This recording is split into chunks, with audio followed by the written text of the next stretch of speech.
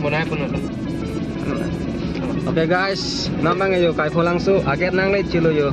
Yo lang lo.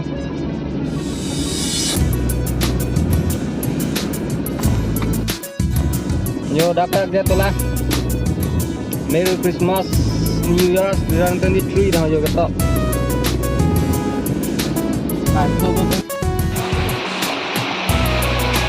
Jadi langsung ho. Mode tiga.